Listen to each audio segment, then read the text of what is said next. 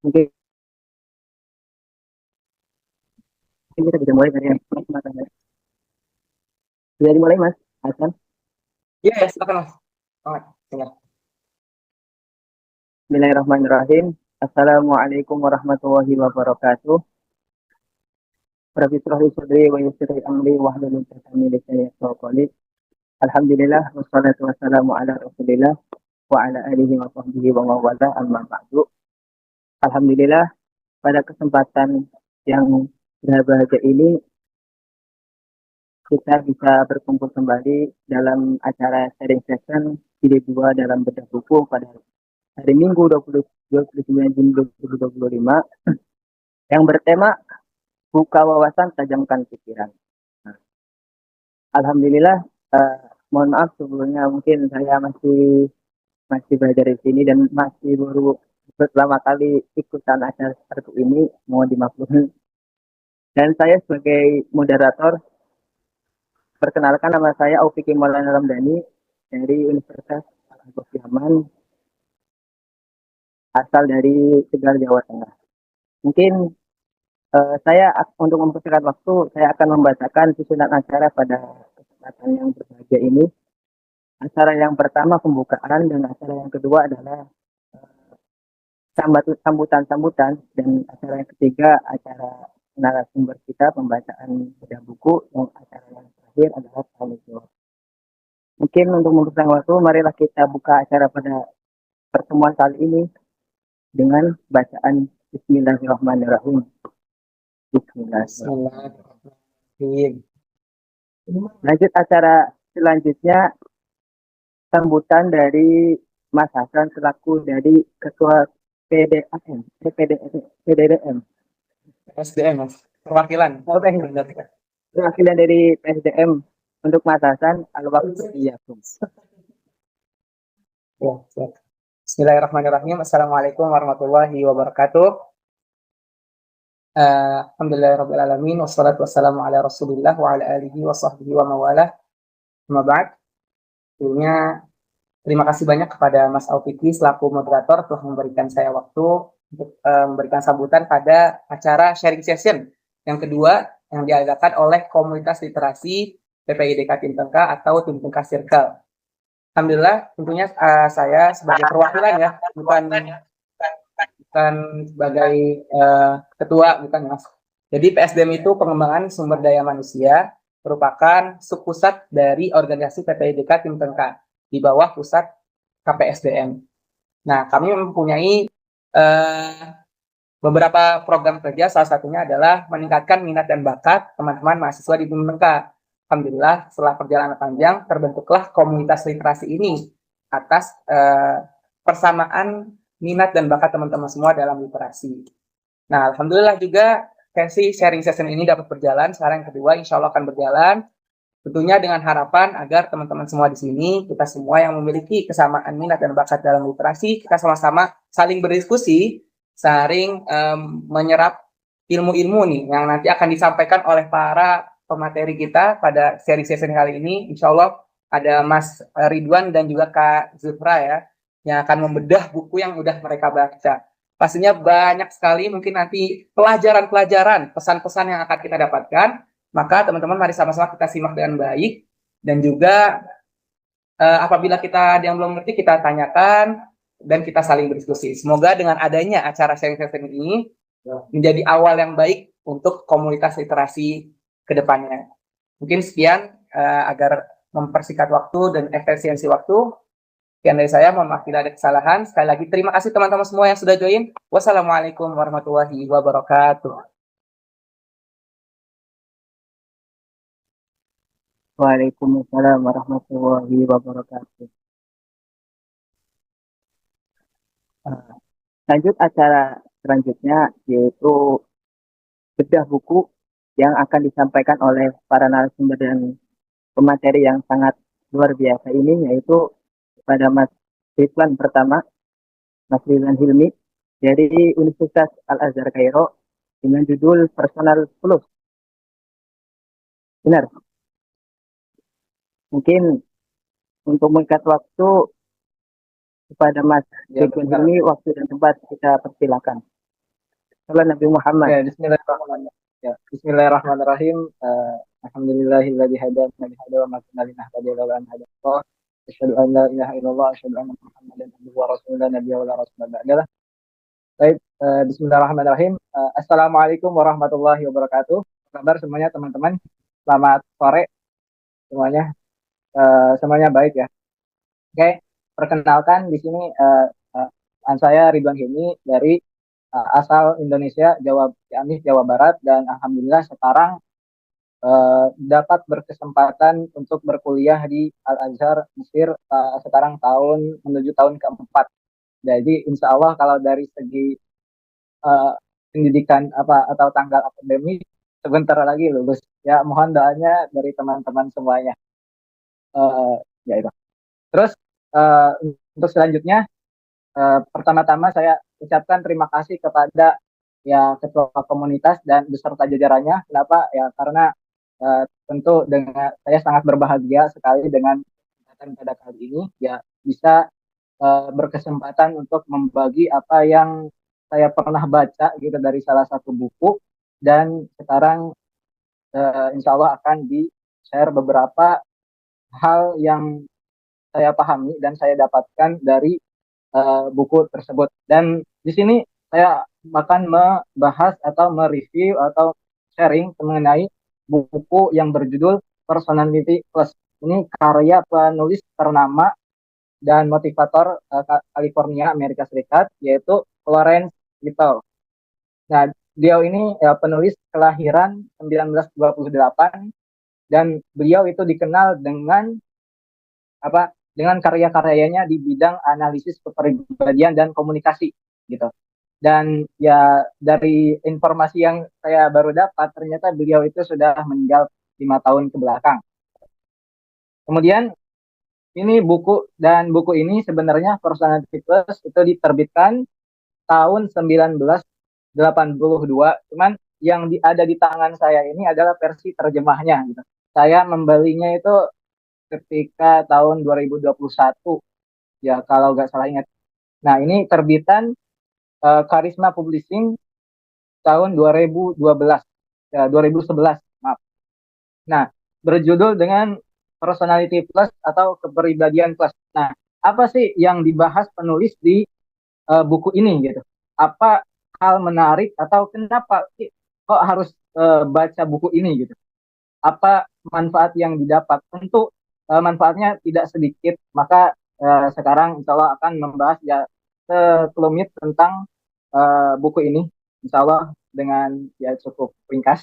Pertama, penulis Clarence Little itu menulis buku Personality Plus itu mengemukakan menjelaskan 4 tipe kepribadian manusia, yaitu yang disebut atau terkenal dengan sanguinis, koleris, melankolis, sama flegmatis.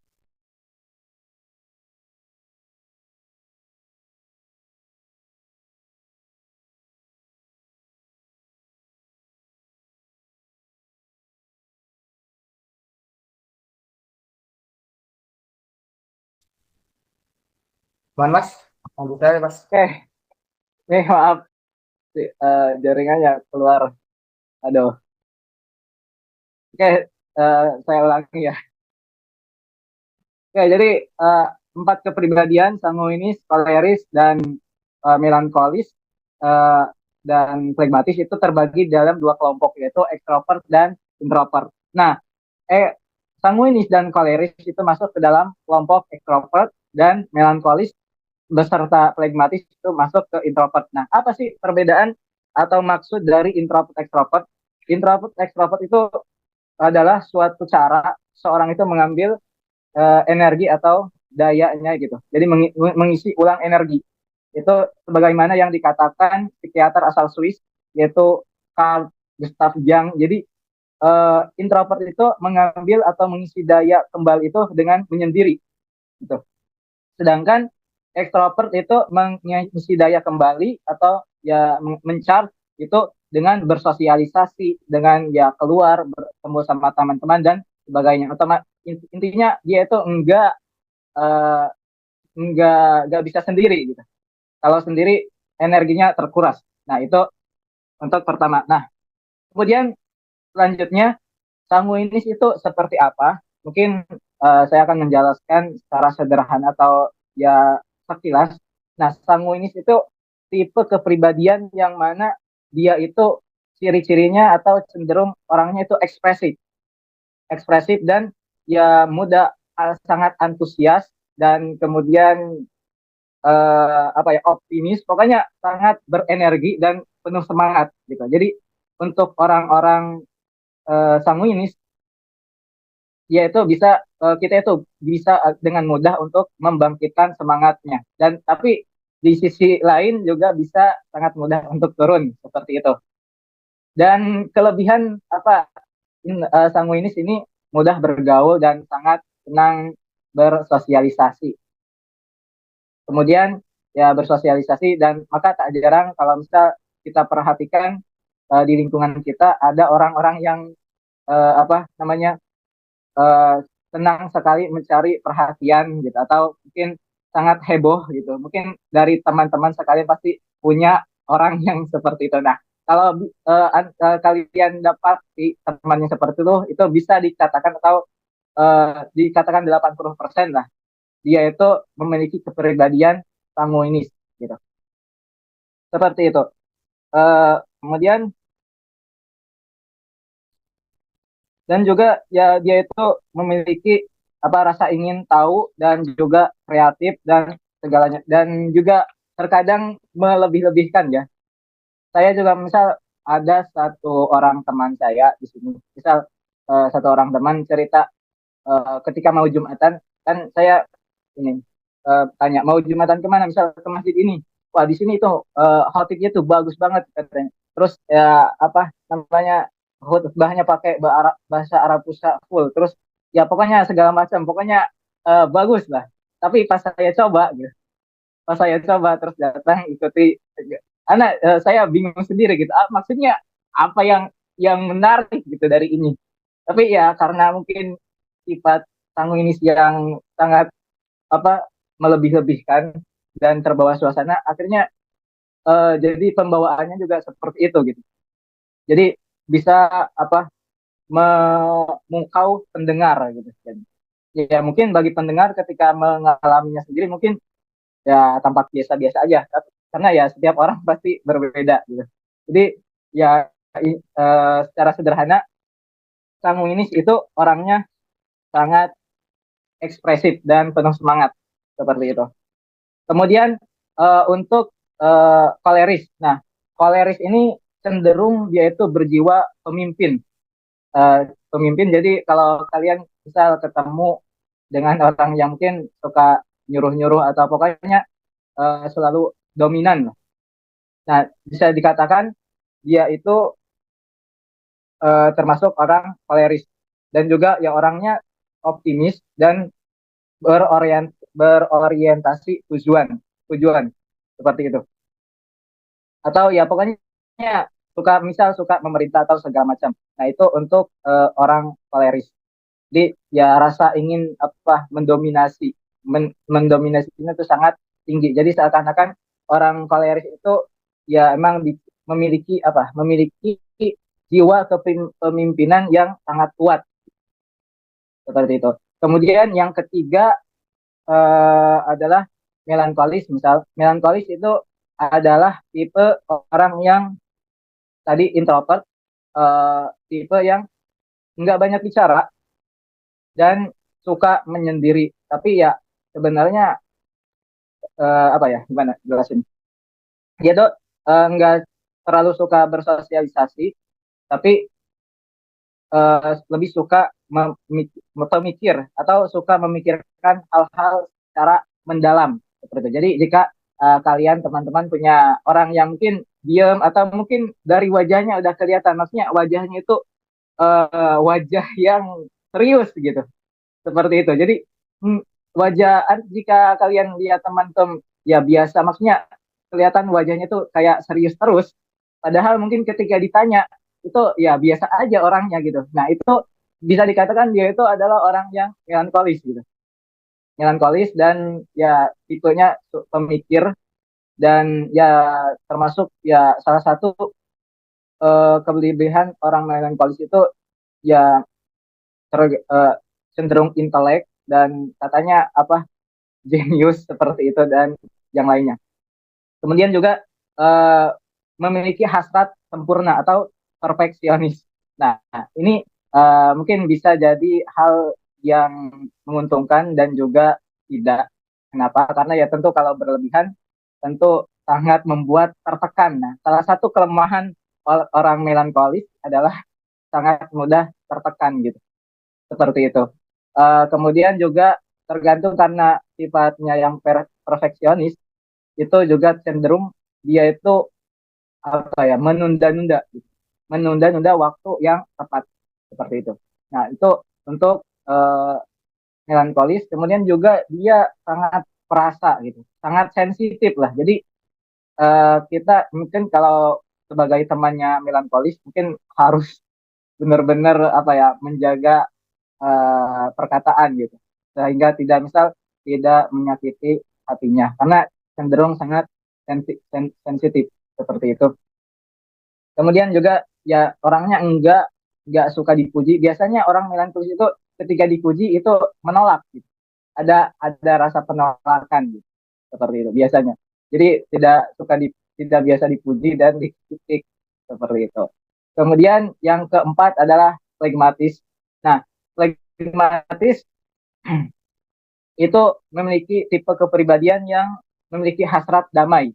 Nah, jika kalian punya teman misalkan ya orangnya diam, maksudnya diam tidak banyak bicara dan lebih cenderung lebih menghindari suatu konflik gitu. Nah, bisa dikatakan atau dipastikan dia itu orangnya flegmatis. Jadi ya karena memiliki hasrat damai jadi sangat menghindari suatu konflik yang ada di sekitarnya. Kalau misal ada suatu masalah pasti berusaha untuk menjadi penengah atau misal kalau dalam suatu masalah pasti cenderung apa mengalah seperti itu. Dan ya orangnya untuk kelebihannya ya bisa mudah bergaul sama apa ya mudah bergaul dan beradaptasi tapi ya kelemahannya itu mungkin salah satunya itu dalam mengambil keputusan itu tidak putar biasa lah sehingga butuh waktu lama untuk mengambil keputusan. Nah, itu sekilas tentang empat kepribadian yang apa dipaparkan dalam hal ini. Sebenarnya ya itu sangat sedikit sekali dari yang bisa saya sampaikan. Kemudian untuk selanjutnya orang tambahan ya, misal orang melankolis sama orang sanguinis, kedua-duanya itu adalah orang yang terpengaruh dengan keadaan gitu. Maksudnya gimana? Maksudnya misal orang sanguinis itu karena orangnya yang ekspresif, dia itu kalau misal kita kasih sesuatu atau diberi sesuatu hal yang baru atau hadiah misalkan atau misal ada masalah, pasti responnya itu sangat cepat dan sangat heboh gitu. Bisa ya mungkin bisa jadi sampai berlebihan, tapi dalam satu waktu itu. Nah, berbeda dengan melankolis. Kalau melankolis itu ya sama-sama terpengaruh keadaan, cuman seperti kayak apa ya tahap demi tahap gitu, enggak langsung otomatis atau sekaligus seperti sanguinis. Jadi orang melankolis itu lebih ke eh, apa ya nunggu atau terkumpul ya. Misal ketika misal kalian punya teman satu kamar, misal atau punya kakak lah satu kamar, terus ya kakak kalian itu habis mandi, terus anduknya dilempar gitu aja ke apa ke, ke kasur. Nah, kalian misal orangnya melankolis. Nah, melankolis ini salah satu kelebihannya adalah teratur. Nah, kalian melihat hal itu sebenarnya melihat anduk yang berserakan itu sebenarnya sangat tidak nyaman gitu membuat tertekan gitu. Tapi karena baru pertama kali atau baru sekali hal itu terjadi jadi bisa dimaafkan. Tapi setelah beberapa lama hal itu berulang akhirnya kayak ada kekesalan yang muncul gitu. Tapi orang misal dari orang sanguinisnya itu tidak dipahami kenapa gitu. Padahal hal itu udah terjadi dari sejak awal. Cuman karena responnya yang lama gitu, jadi eh, menunggu apa ya, berkumpul sampai penuh. Akhirnya di akhir meledak gitu. Biasanya seperti itu. Nah, kemudian eh, salah satu ini juga dari buku ini, yaitu misal salah satunya diceritakan yaitu suaminya penulis yaitu Freud. Freud itu di dalam buku ini diceritakan dia itu seorang melankolis. Nah, ketika misal datang ke suatu acara pesta dan duduk bersama orang yang sejenis, maksudnya sama-sama melankolis, dia itu tahulah orang melankolis itu enggak banyak bicara. Jadi kayak diam aja. Nah, seketika itu dia Freud itu merasakan hal yang kayak tertekan gitu. Jadi maksudnya dari berkumpul dengan satu jenis orang yang sama ternyata tidak menyenangkan seperti itu. Karena ngerasa apa melihat apa wajah yang murung dan cenderung serius itu terkadang juga ya tidak menyenangkan gimana aja gitu kalau kalian melihat orang yang cenderung enggak senyum sedikit pun kan tidak apa ya tidak apa dalam hati itu tidak menimbulkan rasa senang gitu jadi seperti dari situ beliau sadar ternyata ya selama itu dia juga hidup dengan sikap seperti itu terhadap istrinya. Maka dari sejak itu mungkin dia belajar untuk ya menyesuaikan seperti itu. Nah, kemudian tambahan lagi, biasanya orang melankolis itu ya karena teratur, misal dalam penggunaan odol, misal ini contoh gampang, penggunaan odol dia dia itu memulai dari paling bawah karena teratur. Sementara orang atau tipe kepribadian yang lain itu ya kalau misal mengeluarkan pasta gigi ya tinggal pencet aja dari mana. Tapi berbeda dengan orang melankolis yang teratur dan sempurna itu apa namanya dimulai dari paling bawah karena ingin ya teratur seperti itu. Misal dalam sabun juga kalau kalian mungkin pernah pernah gitu di masa kecil misal ketika sabun cair terus udah sedikit lagi diisi air. Nah, itu salah satu ciri orang melankolis seperti itu.